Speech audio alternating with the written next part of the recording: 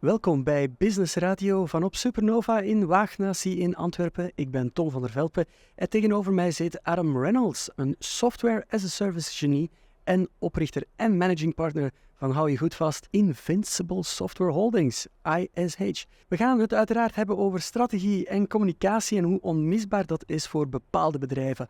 Welcome, Adam. You've worked in the software industry for over 20 years, from scaling small businesses to leadership roles in Financial Times Stocks Exchange 100 companies and ASX-listed businesses.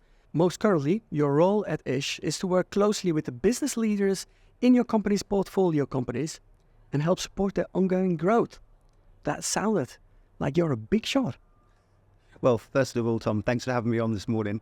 I don't think I'd ever describe myself as a big shot, first of all, but we're doing some exciting things at ISH. I'd definitely say that. You held quite a keynote at SuperNova, which has to do with your bold vision on growth, more precisely, how to grow a company's annual recurring revenue from 1 million per year to 5 million annual recurring revenue. Could you just share one key takeaway about this with our listeners? It's a really interesting topic for us, and we feel it's a key junction for an organization of that size to go through. So anyone that has reached the scale of 1 million has done a good job, because 96% of SaaS businesses never reach that level. So they're already doing well. But we look upon it as a key junction and think about how we can scale you to the next level, which is going to take 4 to 5 times growth of your existing revenue. The key takeaway for us, and how I summarized the speech, was in terms of looking at 3 horizons. So it's a model we use with all our businesses. You've got to be looking at what are the things you've done, which are going to impact over the next 0 to 6 months. They're the things you've already done and you're executing. What are the things you're currently building and delivering that will allow you to still grow from the next 6 to 12 months? And importantly as well, what are the strategic planning and visions you have in place that will allow you to scale and create cumulative growth over the next 12 to 36 months? And I think what we advise all organizations to do is really take a close look at, are they looking at all 3 horizons? If they are, I think it's a good platform for success. So basically what you're saying is you really split it up into 3 time periods almost. Do you feel that a lot of companies are overlooking that at the moment? I think most organizations we work with, especially at the smaller end, are very much focused on the next 0 to 6 months. And once that period's gone, it's a continual framework of, right, what are we doing next? What are we doing next? Whereas what we like to say is, like, you've got to have that cumulative vision. What we're going to look for as an investment firm is the ability to scale on an ongoing basis. So we're really going to look at not just the last year or the last couple of years, but have you been able to sustain that? And able to sustain that, I think you have to have a clear vision about what you're going to be doing in the future, and you already need to be thinking and working on it. I fully agree. In the last 10 months, you acquired a Belgian company, Job Tools. Yep. And only a few weeks ago, you snatched up Dutch company Homerun. Yep. Can you walk me through the strategic steps you take to identify potential SaaS startups for acquisition or investment? Yeah, first of all, we're looking to identify usually European organizations who are on the right growth path. Now, the thing for myself and co-founder Michael Richards, what we understand, having been through this, is that an organization is not going to be perfect at this size. So one of the visuals we often use is the idea of thinking about a business like a dice. The faces represent the different tracks that an organization works with. But when you hold a dice in your hand, you're only able to actually see 1 or 2 faces at any one time. And what we look at is thinking about turning the dice on an ongoing basis. And has an organization got the ability or the focus to do that? Now, what we tend to find is that these organizations will be excellent at 1 or 2 of the tracks. And we really think about, okay, if they're good there, our expertise will allow us to hopefully spin the dice and allow them to get that operational excellence in the other areas. I think the way our business is structured is we have experts within the ISH team who we can deploy in, help with those organizations through that. So very much we're not looking for perfection, but we're looking for the right foundations to help build on. When you're referring to dice, obviously I'm thinking a little bit of gambling, but that's not what you're doing, right?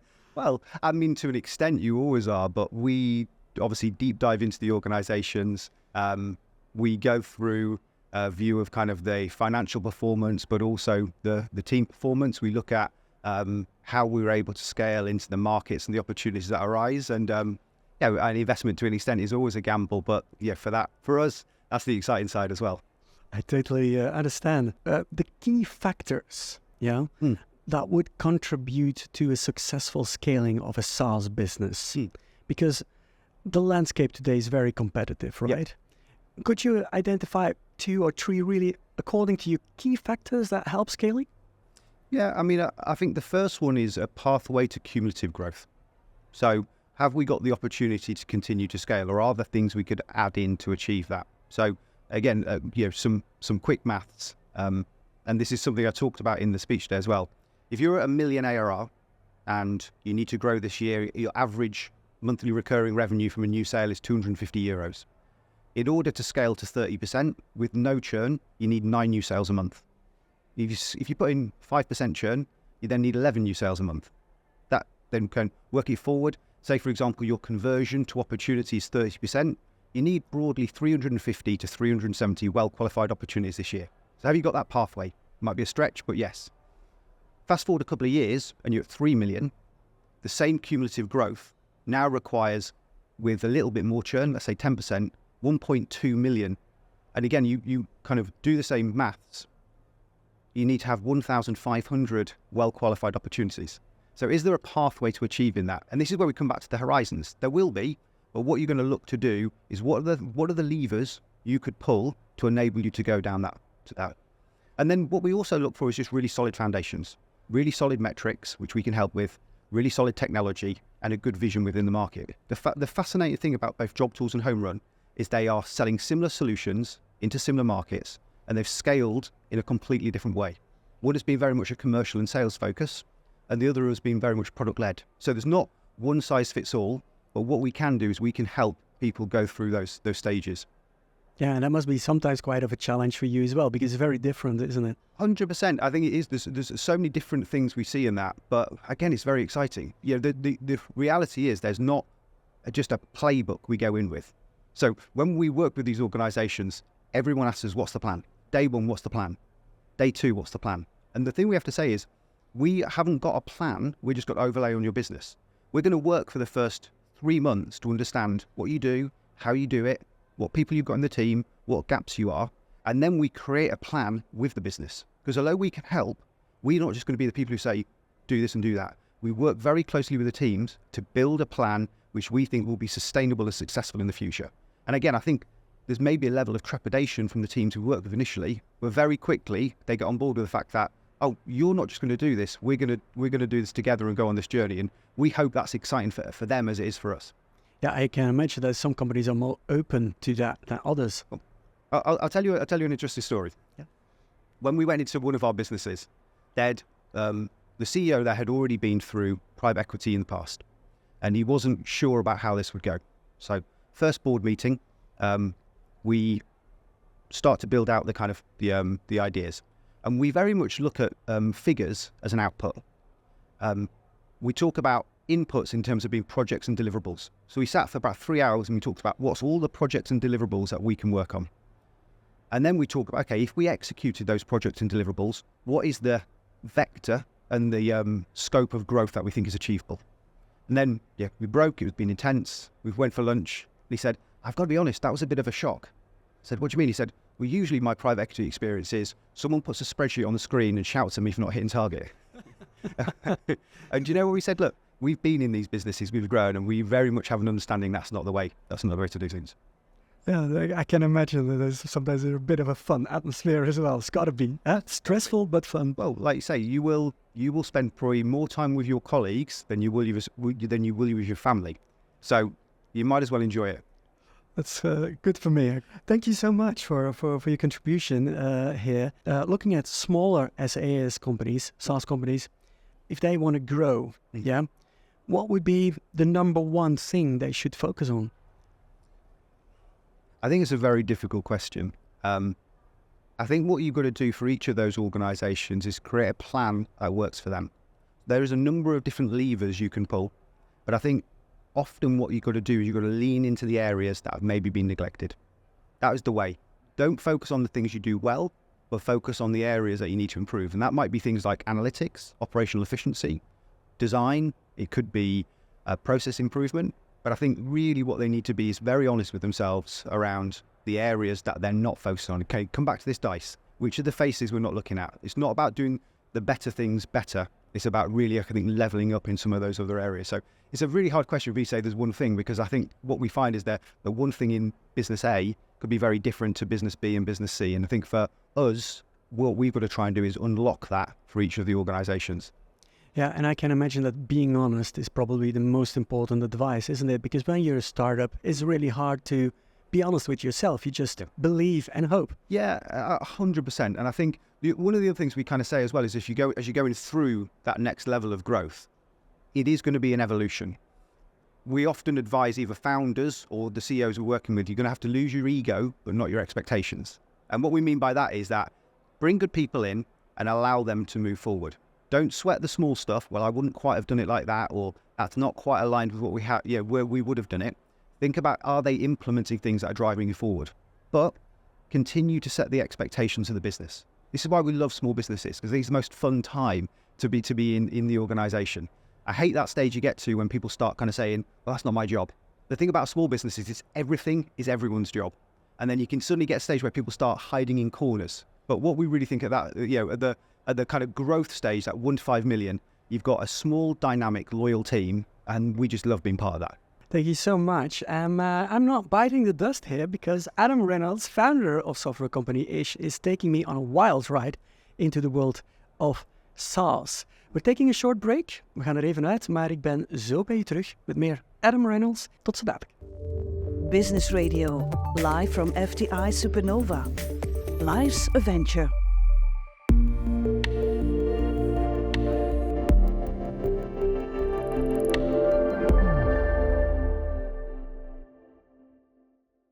Welcome back here for my second part interview with Adam Reynolds. Adam, thank you for being here. How are you enjoying SuperNova this far? It's fantastic. Yeah, really impressed with what the team have put together. They've looked after us very well, and it's really exciting to see such a vibrant conference going on.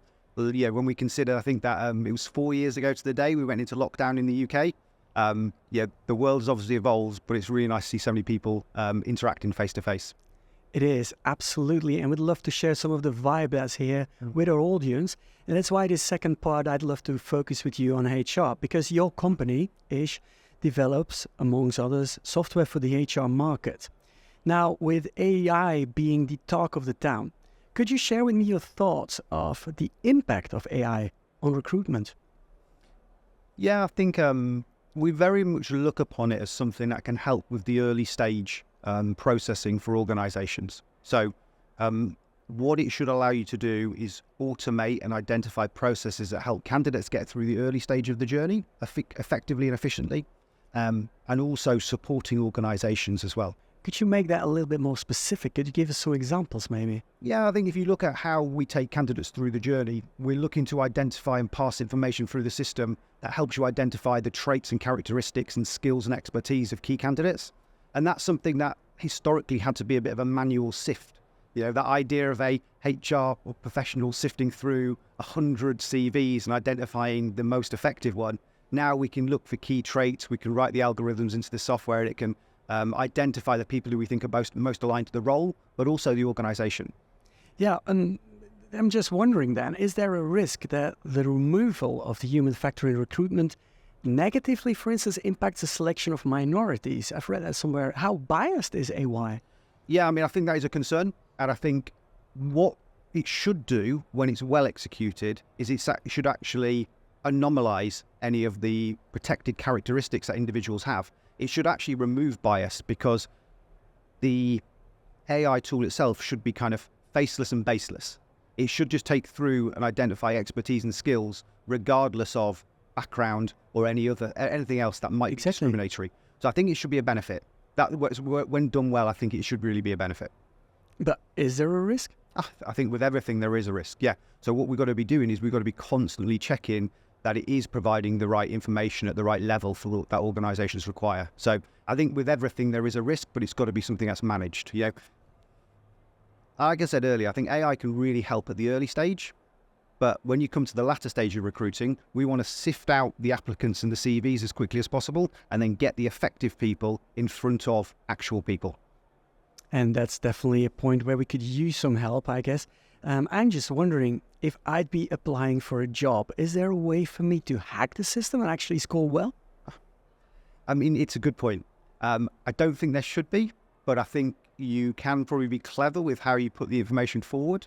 But then in the same way that in an interview, you can align with the company's policies or strategic imperatives and put your best foot forward. So I don't think it should be a case of being able to hack the system, but you could certainly be smart with how you provided data and how that was then kind of transferred into the organization. But I don't think hacking at this stage. Yeah, it's a big word. Yeah. But let's just try to make this very specific. Would I then be looking into data? Would I have to have access to data? Or could I sort of see, trends in an algorithm somewhere that I could copy? Or I suppose theoretically you could. I think that would be a lot of effort to take just to get a job.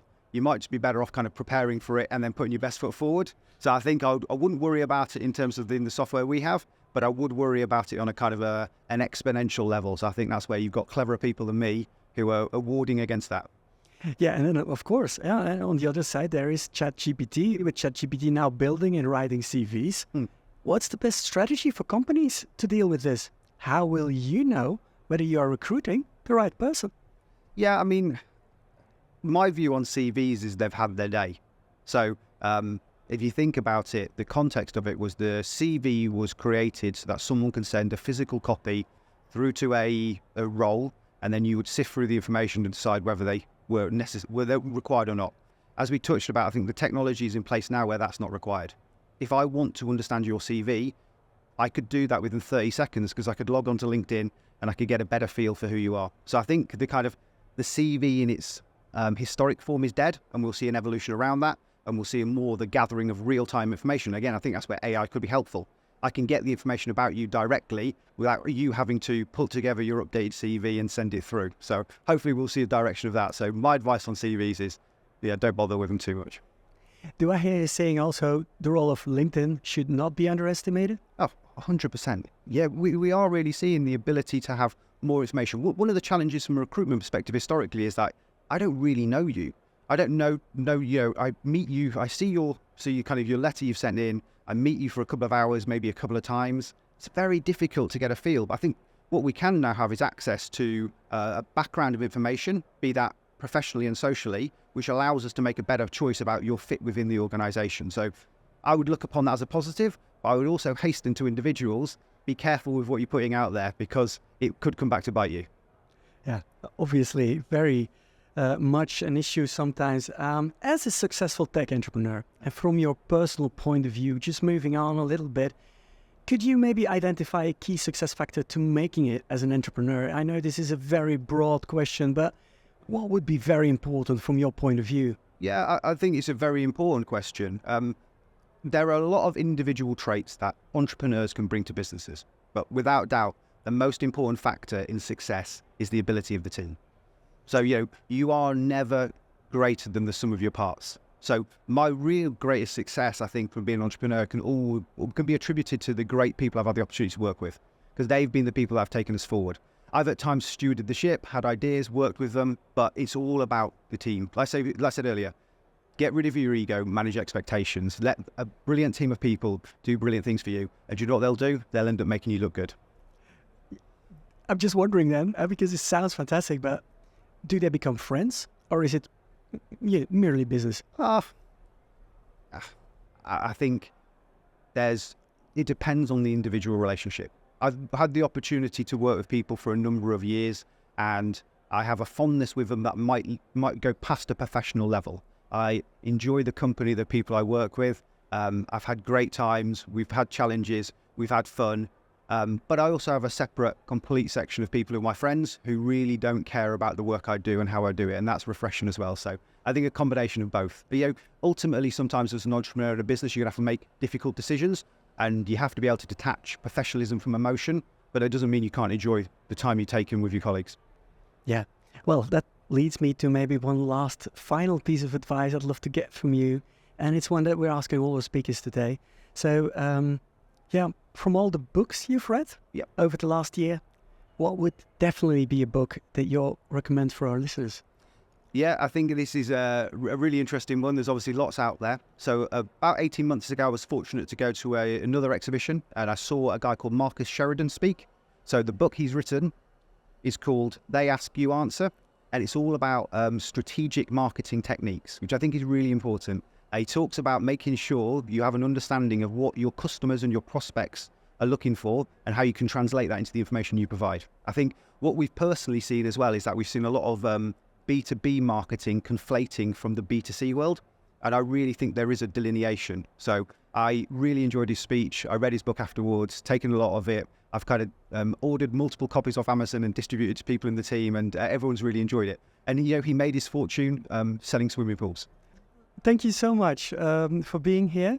That was absolutely a fantastic interview. And I also love the fact that you share a bit of inspirational wisdom with our viewers. Just wondering, what's the rest of your day going to look like? Yeah, so we've got a busy one. So we actually took on a few new starters last week.